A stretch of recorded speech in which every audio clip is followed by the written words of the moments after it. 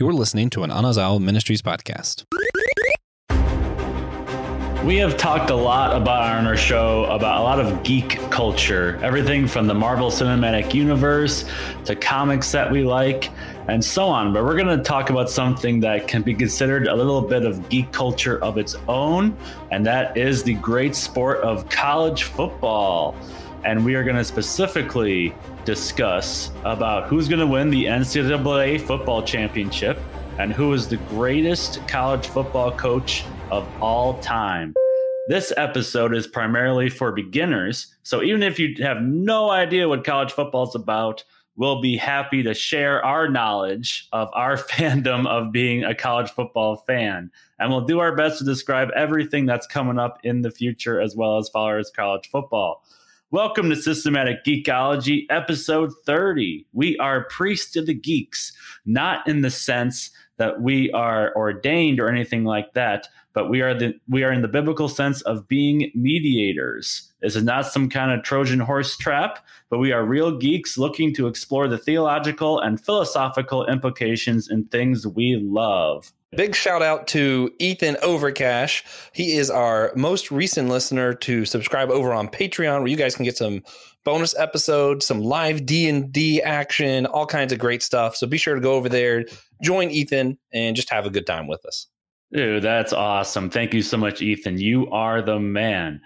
Now, before we get into this, a little introductions of ourselves. I'm Dan Stoyer, a.k.a. Superfan Dan. Host and producer of the Finish Last podcast, and something geeky I've done recently. I'm going to stick to the college football since that's what we're talking about. I've actually been to the College Football Hall of Fame in South Bend, Indiana.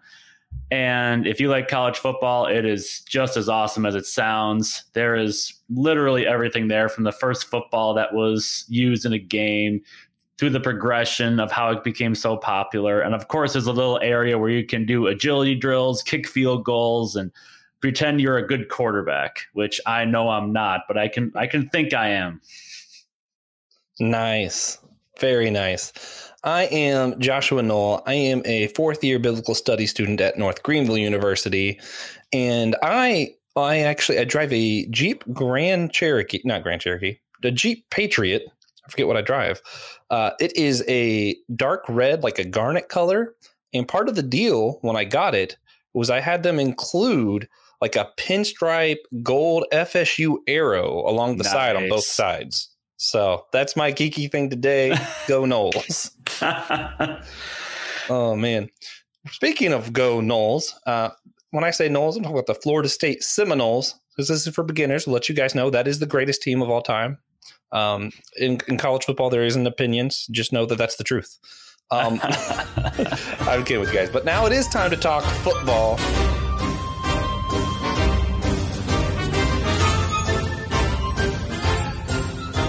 And first thing, Dan, could you explain what are the playoffs in college football, the NCAAF?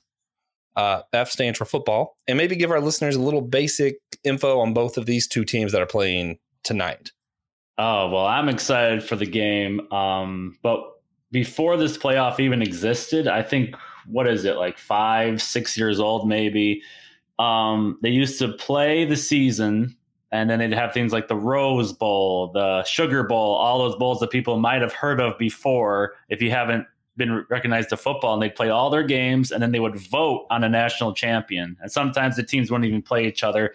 Then they created the BCS, which is the Bowl Championship Series, and they basically took a formula. It looked like a geeky math guy just went to town, and your wins, your losses, the amount of times you won against good teams, how you won was all put into this formula. And the two teams that had the lowest number or had the best numbers to this formula played for the national championship. Now they have 4 teams and they play all the games. They have 12, 13 games a season, and they pick 4 teams to battle it out in the college football playoff. I still think it needs more, but that's a very hit or miss topic for a lot of people. 16. But yeah, right now they have 4. And this year it was Alabama, Georgia, Cincinnati, and Michigan. And to no one's surprise, Alabama and Georgia won both games pretty easily. They are stacked with lots of professional talent, at least that's going to be drafted to the next level, I think. And Alabama is like the big brother who just owns everything and has everything he wants. They've won 6 championships since 2009, so they are a dominant program. And the best way I can describe Georgia is that they are always on the cusp of doing something good, and then at the end they kind of lose it at the end, unfortunately. So hopefully this year they get it all together and win their first championship since 1981. What do you think, Josh, of this game coming up, as well as your thoughts of the playoff as well? Oh man, so I love the playoffs. Fun fact, in case anybody didn't know, the last team to win the BCS before we had playoffs was the Florida State Seminoles. Beat Auburn. Listen, I'm just going to bring it up as much as I can. I like the playoffs. I do think they need more. And for those who don't follow it closely and want to just kind of understand the weight of all this, just like in pro football, you're either a Patriots fan or you're everyone else and just want the Patriots to lose. Or if you're watching baseball, you're either a Yankees fan or you're everyone else and just want the Yankees to lose. In college football, you're either an Alabama fan or you're everyone else and you just want Alabama to lose. Which is where I'm at. I just want Alabama to lose. I don't even hate them or anything. I'm just tired of seeing the same teams in the championship and winning. I mean, I'm the same exact way, Josh. I'm getting to the point where enough's enough, and I'm in the same boat. I wish there was more teams in the playoff. I think every conference, there's conferences depending on the region you're in. It'd be nice if anyone that won a conference would be in the playoff. And I'm a big Florida State fan too as well, and we'll talk about that later. But I'm a big Wisconsin fan as well. I mean, if you've ever been to a Wisconsin football game, even if you don't know what's going on, the most fun you have is just being in the stands and singing all the songs we sing. We do Fireflies by Owl City. We sing Pick Me Up Buttercup. And then our big tradition is at the start of the fourth quarter, we all jump around. We play the song Jump Around, and we literally jump around for about a minute straight. And then at the end of the game, there's something called the fifth quarter where the entire band goes on the field for 15 minutes and plays polkas and songs. And you're basically dancing with everyone in the crowd. And it's just a blast. But so some of those traditions are the best part. I know I grew up and my mom was going to Florida State. So I grew up on campus there while Chris Winkie was the quarterback, who is just one of the all-stars of Florida State history. And, you know, my mom met him. It was a whole ordeal. And one of my favorite things was always when we would play a turf game where we'd go somewhere else and we'd basically bet turf, where if we won, we would cut out a part of their field and bring it back with us and plant it in our training field. And it was just so cool when the team came back with the turf and they're just like raising it up as they come out of the bus. It's just fantastic times. I mean, it's fun where some of those things come from, but I'm glad they stick around. It's a lot of fun. Now for this game tonight, I am going to have a prediction. I really want Georgia to win, but I don't think it's going to happen. If I had to bet my house, which I just got a house, by the way, with my wife, so I'm not going to bet on it. But if I had to bet my house, I would say Alabama wins 35-24 because they have the better coach and they also have the Heisman winner in their quarterback. And the Heisman is basically the best player. So, for example, like World of Warcraft, I am terrible at that game. Like, I know I would be, but like if I was put in a party where I was with someone experienced and they were telling me what to do, that's basically what Nick Saban is. He tells you what to do and he helps you win the game and finish what you got to do. So hopefully I'm wrong. So I'm going to say go Dogs for today. I'm going to be an optimist today. First, I think it's a lot of fun that our listeners are listening to this the morning after the game. So you guys know who was right or wrong and how wrong or right we were. I'm giving it to the Bulldogs. I think they consistently played better than Bama all year. The one caveat is, as Dan said, Nick Saban is hard to beat. Regardless of how good or bad his team is, he is just a smart coach. He knows how to call the plays. Still going to give it to Georgia, though. I'm going to go 28-21 Georgia. All right. Go Dogs. So we'll have on record whoever is right for the rest of eternity. So we'll see what happens. 50-50 shot. And honestly, I'm kind of nervous about calling it that high of a game. Georgia's defense is crazy. So I do think this could turn into a defensive game. But that would be a boring championship. So I'm hoping they don't let that happen. Yeah, because I remember when this was a while ago, but when Alabama played Louisiana State in the championship and the final score was 9-6. I mean, even I had to turn that off. I'm like, I can't watch this anymore. And it's like, oh, it's kind of like one of those filler episodes in anime where you like the show, but the episode is like, why does this exist?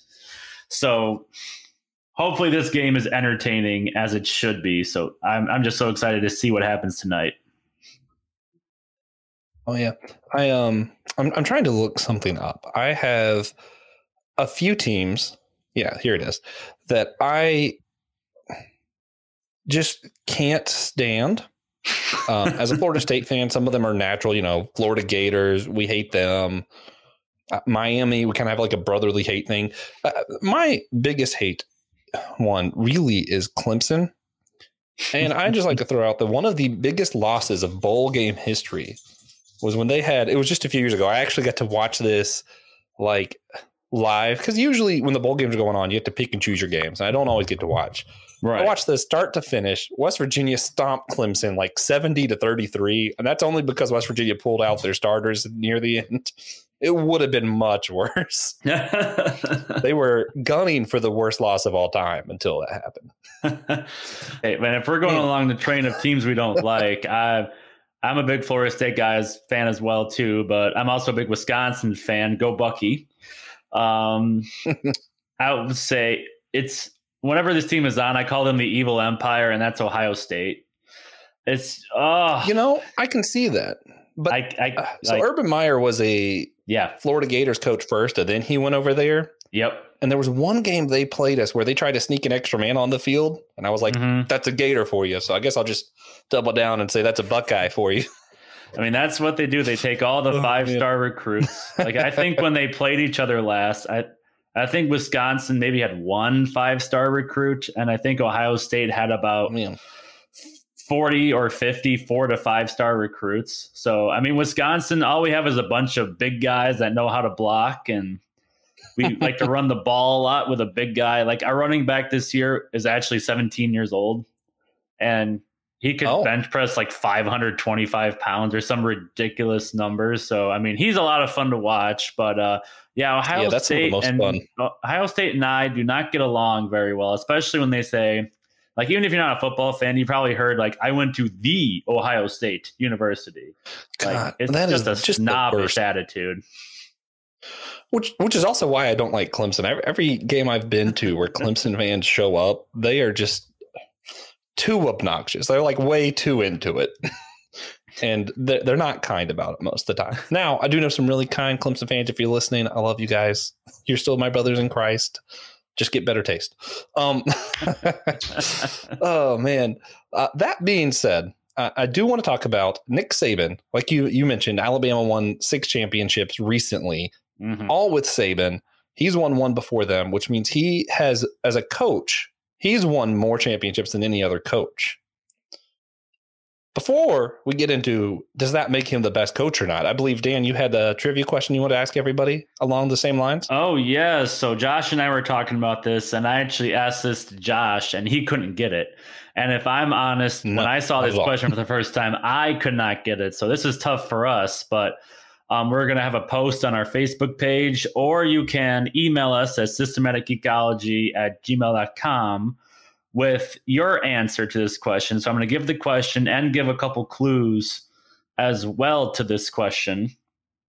Just give me a sec here. Okay. So the question is, which team, or which university in this case, since it's college football, which college football team has the most championships in their history? And now here are the clues.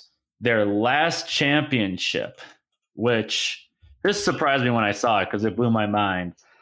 Their last college football championship was actually way, way back to the 1927, which college football has been around for over 150 years. So their last championship was 1927. And here's the second clue. They are an Ivy League school. So which college football team has the most college football championships? They are an Ivy League school, and their last title was in 1927. And the third clue is they've won 18 of them. So have fun with that. If you have the answer, go to Facebook on our Facebook page or go to systematicgeekology@gmail.com. Yeah. And what we're going to do is everyone who gets it correct, we're going to assume the honor rule. No one Googled it or looked it up. Everyone who got it correct will be entered to a raffle. Someone's getting a free t-shirt, and we'll probably announce a few winners on the show of who actually got this one, because this was a tough one. That being said, though, so yeah, Nick Saban's won 7 national championships, which is more than any other coach. However, the coaches who have won the most games was Joe. Why can't I remember his name? Joe Paterno? Joe Paterno? Am I saying that right? That doesn't sound right. No, it's Joe Paterno. Yeah, I Joe know Paterno. that because I was trying to figure out, always plays Penn right. State. Yeah. Yeah. Joe Paterno of Penn State. And then, naturally, Bobby Bowden of Florida State University. If you're wondering, Nick Saban is more than 100. He's like 120 games behind Bobby Bowden. If he retires at the same age as Bobby, he can't lose another game to catch up. He would have to win out his entire rest of his career. Why, though, did Bobby have so many less championships? That has to do with your conference you're in, right? Bobby Bowden started at Florida State in the ACC when the ACC meant nothing in football. Like, they were absolutely nothing. Clemson would have never made into any of these championships they've been in recently if Bobby Bowden didn't basically make the entire conference. Yep. When also would have helped Bobby if they had a field goal kicker. Yeah, there was a few times that really messed us up. We missed a field goal right at the last second. So there's that. If you ever want to just get on a Florida State fan's nerves, just say wide left. They'll know what you mean. I promise. Yeah, it's a lot of pain. Oh yeah, but when Bobby started, he got Florida State into the ACC. And then made the ACC good enough where it went. In fact, the ACC is set up where there's 2 different sides, and the winner of both sides goes into the ACC championship, and then the winner of that goes on. Florida State came in with Miami, was our like brotherly rivalry team, and both of these teams were so much better than the other teams that they actually had to put us on other sides so that we would be the ACC championship. And now that's funny because neither of us are in the ACC championship. Go figure. But that's what Bobby Bowden did. He built a program from nothing. He was offered to have the Florida State join the SEC, refused to do it unless Miami could come with them, which I still question that decision, which is another reason he didn't get a lot of these championships.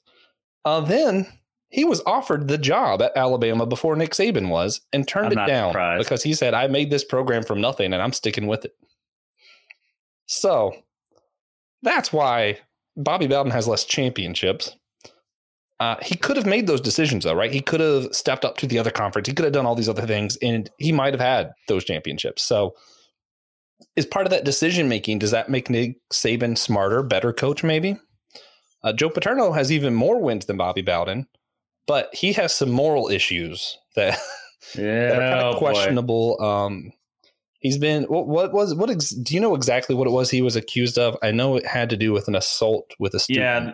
Well, that's one of the stories, but the sad story, and I'm sure you've heard this name because it was a really big news story when it came out, was Jeff Sandusky and all this stuff that was going on with children, and it was just messed up. And apparently Joe Paterno knew about it and swept it under the rug. Like, he wasn't directly involved, but he didn't do anything about it either. So it's crazy because he was considered like a god in Penn State. He had a statue. He was iconic. There'd be people in the stands dressed like him. And then to see that guy fall as far as he did just shows us that we are only as good as we are from one day to the next if we just rely on our own power. But it was just a crazy domino effect. But yeah, it was how legacy can be from a good thing to a very bad thing really quick. Oh, yeah. So, in summary, for these three coaches, Joe Paterno, he won games. He cared about the students, but he also would look the other way if he thought it would help him win games. Nick Saban, if you don't know, he just straight up removes people's scholarships if they're not winning so that he can give it to someone else who is winning. He is kind of like a cold machine. He will do what it takes to win championships. That's it. That is his goal. When he wins, if he wins tonight, when he's asked about it, all he's going to say is, I missed recruiting and we need to start working on the next championship. He will not get excited. He won't celebrate.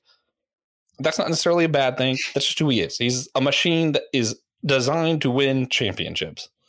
Bobby Bowden was all about relationships with the kids. Part of why we're bringing it up too is Bobby Bowden passed this year, and I'm still sad about it. But I was looking it up. I don't know if you knew this, Dan. This was kind of cool.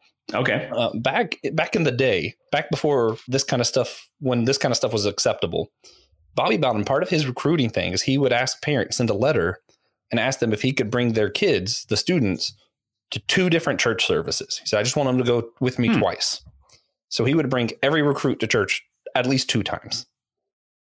Okay. Wow. Did you ever hear that? I only came across it when I was researching this, and I was like, I've never heard that story, but Bobby Bowden was such a down to earth, cool guy, and you might be wondering, I've lived in Wisconsin all my life, and I said, Dan, how in the world can you be a Florida State fan when you're like 1,200 miles away from the campus?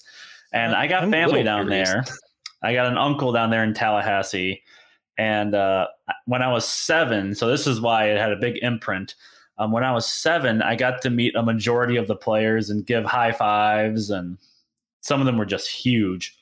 By the way, I remember that. And then I got to go into Bobby Bowden's office where they had all the trophies. So they had the Blockbuster Bowl. Yes, the Blockbuster Bowl was a thing for college bowl games. And then they had the National Championship Trophy, which now, I mean, it still looks cool, but back in the day, it used to be on this pedestal, and there was this $25,000 glass crystal that looked like a football. What? And yeah, okay. I didn't know how much those were worth. You could actually take the football off of the trophy and like hold it. And I went, oh, it's so cool. And then I actually got to sit in Bobby Bowden's desk. So I get to see the football field. And then all of a sudden, I'm like looking around, and all of a sudden you hear, who's that dadgum kid sitting in my chair? And Bobby Bowden walked in. And I have a picture somewhere in my house that in the photo album somewhere that's me as a 7-year-old next to Bobby Bowden. And he treated me like he treated me like I was a grandkid. Just like, hey, it's so good to see you. So thank you for coming on down. You're going to play for me when you get older, right? And all that. And I like how you brought up how he doesn't have too many championships because of the stuff he does. But I know the year after they beat Virginia Tech and they played Oklahoma in the championship, their best receiver was caught doing something bad. I can't remember the exact story, but Bobby Bowden didn't hesitate and suspended him for the game. And that was their best receiver. And the year before that, Peter Warwick, the Heisman guy that was going to win College Football Player of the Year, he got suspended 2 games because of a mistake he made. And what I've seen with schools nowadays is I've seen the same thing with Alabama, where like I think a guy threw a punch during a game or something happened off the field. And since they were a star player, they were only sat out like 2 quarters or a quarter, and then they were allowed to go back in. So Bobby Bowden was so morally obligated, or he felt morally obligated to respect the game and to discipline his players to the point of where it would risk him championships and games that he could have won with those players, which I think speaks of his high integrity. Oh yeah. Yeah. And he always had kids in mind first. I remember there were games where he refused to let someone play because they were going to the NFL next. And he was like, you're going to get injured. We're pulling you now. Yeah. Because he was thinking about their future more than he was thinking about that current game. My dad used to fly to work in South Carolina back and forth when we lived in Florida. Yeah. We lived in Tallahassee. My mom went to school there. I think I already mentioned that. But my dad, he, because of his frequent flyer miles or whatever, he had a first class tickets, and somehow they mixed up and Bobby Bowden was going to have to sit in the back. And my dad tried so hard to get him to take the first class things, and Bobby just refused. And that's just the guy he is. And, Dan was talking about, say, that daggum kid. That is that's his saying, is that he goes, that daggum. And if anybody ever wants to just give me a gift, of any of our listeners, there are shirts out there that says daggum legend and has his signature on it. I would absolutely die for that. So just consider sending me and Dan shirts that say daggum legend. I know exactly what you're talking about. I was going to bring that up later, but I'll bring it up later as well, because that's actually one of my favorite websites to get shirts. Oh man. So good. But yeah, so I think we have a clear indicators of who we think the best coach is. Let me say this. I think if you're trying to win championships, Nick Saban's the best coach. If you're trying to win games, Joe Paterno's the best coach. Mm-hmm. If you're trying to care for people's futures and the students, Bobby Bowden was the best coach. Rest in peace, coach. Rest in peace. Oh, man. What a dadgum legend. So sad. What a dadgum legend. Oh, man. So now one thing, when we're talking about football and church, you either get the whole where people have shirts that say Jesus, football, and beer or something, and that's all I need. You have those like cute little Southern shirts around here, which whatever. Or a lot of times you'll hear pastors kind of criticize people who are huge football fans for being like idol worship or for being divisive or angry over tribes. Like how I'm like, oh, it's a Clemson fan. Let's just hit them real quick, key their car. I'm joking when I say that, but some people aren't. So my question is, are these fair criticisms, Dan? I mean, just like anything, it depends on the person, of course, because I mean, what was funny is I grew up in an Assembly of God church where people were very vocal, very running down the aisles kind of thing, raising their hands. And at the same time, I went to a Baptist school where we were like rigid boards in chapel and couldn't clap, couldn't do anything like that.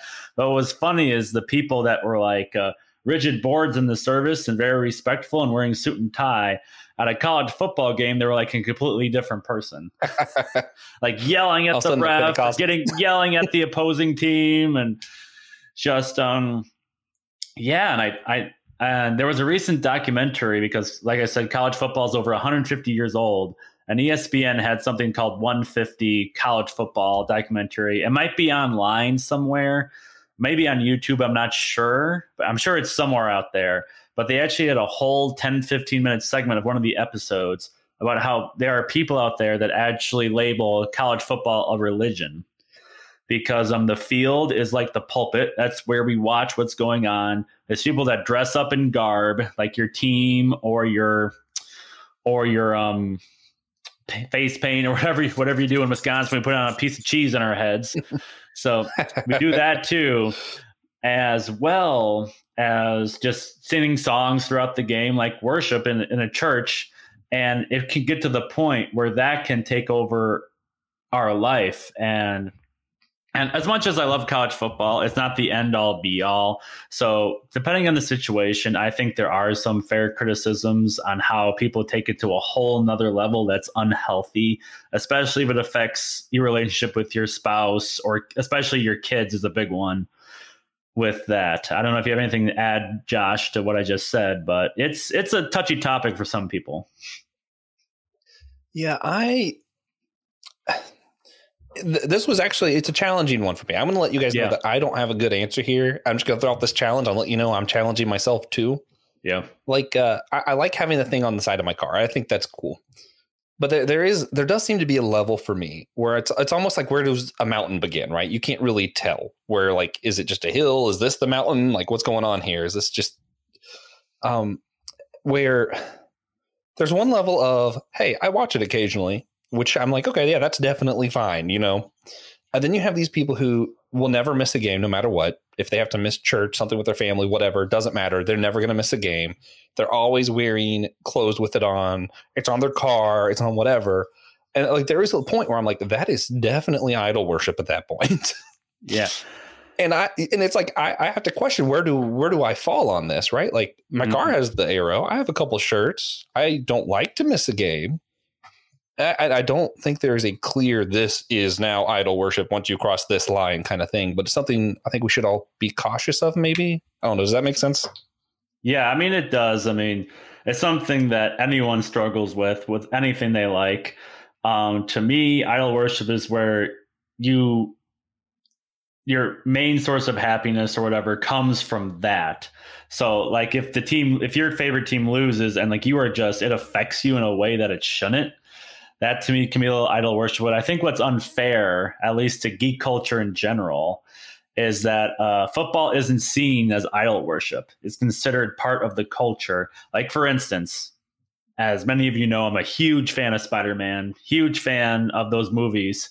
And I tell people that and they're like, how can you do that and be a Christian? And you're 32. How can you like something that is for kids? And I'm like, well, football is supposed to be a game. And I thought games were for kids. But they're like, well, that's different. Everyone goes there. It's a lot of fun. So there's this really crazy line that football is considered not idol worship because it's something that you just do, whether it be Dungeons and Dragons or watching Avatar or doing something that's considered geek is seen in a different light. And I just think that's not fair in that retrospect. Yeah, I think it's funny that we're just now bringing that up, that we're like, this counts as geek stuff. But like, to me, it's just so evidently the same.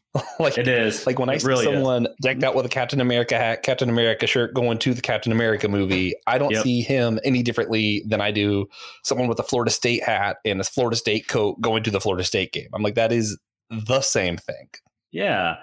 I mean, if you see a Spider-Man guy, you're going to be like, hey, do you see No Way Home? What do you think of that? Or if you saw, like, again, a Wisconsin shirt or Florida State shirt, like, wow, you are so cool, man. It's about on the greatest. And those are definitely can be used for good things, like football or geek culture can be used to bring people closer to Christ, which is great. But again, there's that line where if you cross it, then it can be not good. But that's with anything in life that you put ahead of God. I think we should point everybody to another episode we did. It's the first episode of this podcast where Dan led and talked about what is idol worship. We're going back. He talked about that. Yeah, he talked about that in pretty good terms there, I feel like. Now, I will say one thing. If it's Clemson, it's idol worship. Just period. You know? Just don't like Clemson. Oh man, is that I'm getting close to toxic fandom. I need to stop. I'm kidding, guys. Just so you know. I get you. But I mean, sometimes it happens. Like this wasn't with college football, but I'm a huge Packers fan as well, especially up in Wisconsin country. And I'm just bringing this up because Minnesota Vikings fans hate us. Like not all of them, but some of them hate us. Like I was in Minnesota at a thrift store. And it was a really cool thrift store. I can't remember the name of it, but they had these like green and yellow Adidas shoes that looked like Packers shoes. Like, oh, it's so cool. And I'm like, what are those? And like, yeah, we're selling them for $30. I'm like, what size are they? They're size 13. Oh, I'm a size 10 and a half. That's too big. Yeah, I'm a Packers fan. That's why I want it. And the guy just started cussing at me.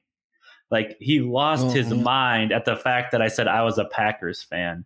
So from that perspective, like it's very easy, like what you're doing, Josh, you're playfully saying Clemson is bad, but you're not like going to be like, man, I hate you if you're a Clemson fan. But this guy had so much contempt. And that's what I'm trying to avoid is just because you say you're a fan or say you're a fan of a different geek culture or whatever, I still like you.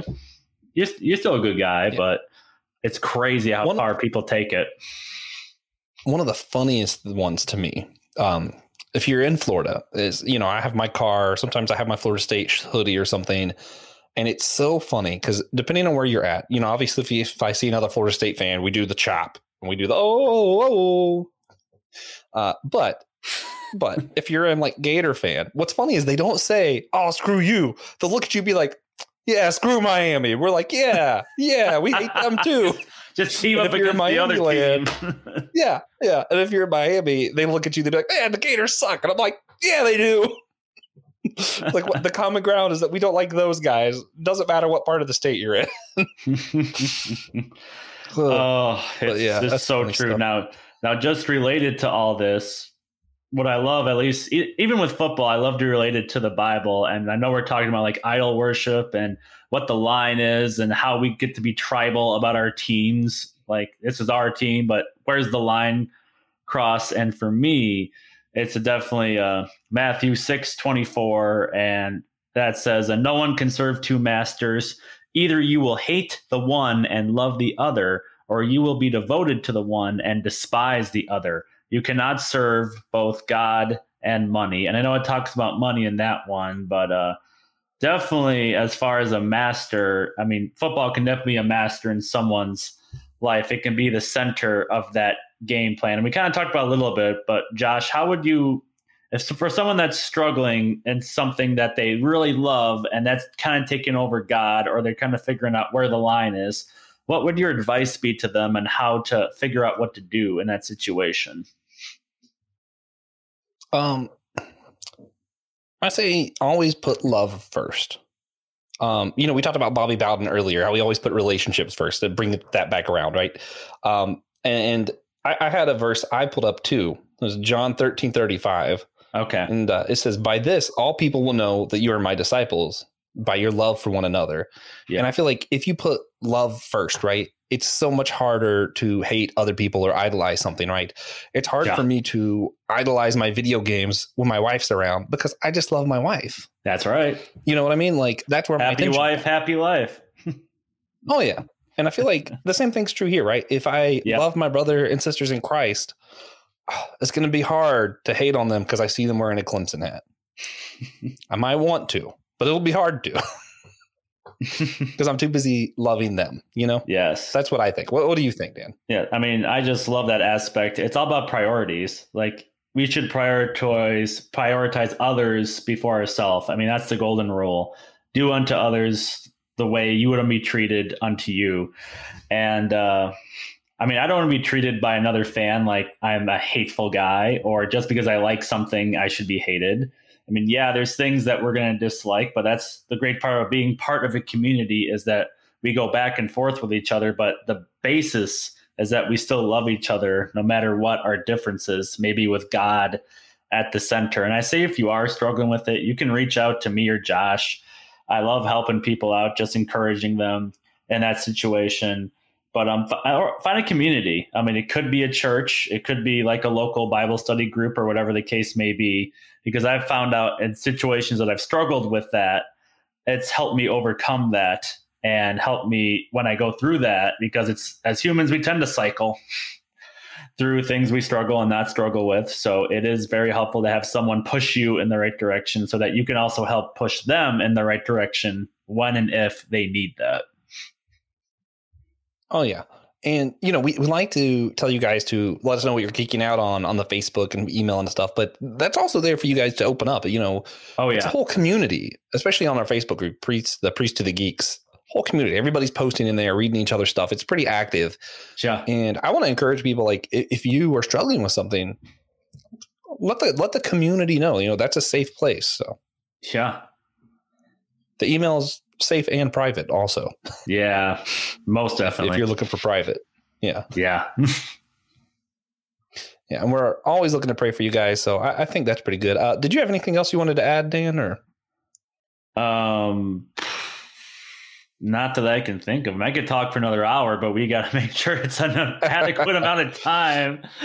So I'm good with that. I think that was really good topics. We just do the wrap up and go from there, or recommendations, or whatever we want to do. Like he said, it is now time for the wrap up. Dan, do you have anything you would like to recommend for everybody today? I definitely do. I'll do two different things, one related to football, one related to our love of geek culture. You brought it up earlier, Josh, about the Dadgum Legend shirt. That's actually off of a website called, breakingtea.com. So breaking, BREAKING, and then just the letter T.com. And what's great is they keep updating their library of modern sports culture. So there was a game where an offensive lineman caught the football, and there was this big 300-pound guy running for a touchdown, and they actually have a picture of him flipping like he did in the game. So that was a lot of fun. And they have the Dadgum Legend shirt with his hat that he always wore. And they recently posted like their top shirts they sold in 2021. And I think that was number 1 or number 2. It just shows how much love there was for him as well. And those are where also I got shirts when the Bucks won the championship back in July. That's basketball, which is my favorite sport to watch. But they come out with new shirts almost every week. It's a lot of fun. And then as far from a geek side, just recently moved into a house, and we need to find some pictures to hang up. And we found this really cool thing called Sand Grain Studios. Found it through a Facebook page, and they take movies like Avengers and Captain America: Winter Soldier and Spider-Verse and turn it into modern art. And it is the coolest thing I have ever seen. We ordered Harry Potter. It has all 7 movies, the Spider-Verse, and we also ordered something else. Oh yeah, we ordered Guardians of the Galaxy because it's all 5 of the Guardians on top of the tape cassette that they get at the end of the movie. And it is so cool, so much fun. So if you find anything you like, just share it in the group. And I'm excited to see what you guys like from those websites. Nice. For my recommendations, I'm going to do the same thing he did. I'll do a football and then a more classic geek thing. It is the Bowden Dynasty by Charles Barnes. Talks all about some of those tough decisions Bobby made, how he built Florida State and the ACC from nothing, and just the relationship aspect of who he was. Great book, which, I do got to say, Clemson, all these other teams that we played throughout the year, they all did their own video tribute to Bobby Bowden throughout the year. And it's just been so cool seeing that. It's just a side note. I do appreciate that, Clemson. You're not all bad. And then for my geek one, it is a book. I don't remember who the author is off the top of my head, but it's called After Alice. The same person who wrote Wicked, who does like the After Oz kind of stuff. Oh, nice. He wrote What Happens After Alice in Wonderland. And it's a really nice read. So I just want to recommend that to everybody. I know it's 2 books. I like to read. Get over it. That being said, we do want to let you guys know where you can find us and follow us online. Again, I'm Joshua Knoll. If you just look up the Whole Church Podcast, you can find us pretty much anywhere. I'm on Twitter. Also, if you go to systematicgeekology.org, you can hit host and click on my name. You can click on Dan's name, whoever, and you'll see all the episodes that we're in. So, Dan, where else can they find you? You can find me on my Facebook page, which is facebook.com/Finish Last Podcast. I am the host of Finish Last, like I said earlier, which is a show where we focus on how to live like Jesus in the modern world. We're picking back up again with more guests and more solo episodes as well, just focusing on how Jesus would be in this modern culture and how we can serve our lives better in that scenario. So just fantastic. I also have a Twitter at Finish Last Pod and Instagram Finish Last Podcast as well. Nice. And next episode, we're going to be talking about the Book of Boba Fett show that's on Disney Plus with host Will Rose and TJ Tiberius Juan Blackwell. Go to our website in the description to let us know what you've been geeking out on and to let us know what we should be geeking out on. And remember, guys, we are all a chosen people, a geekdom of priest.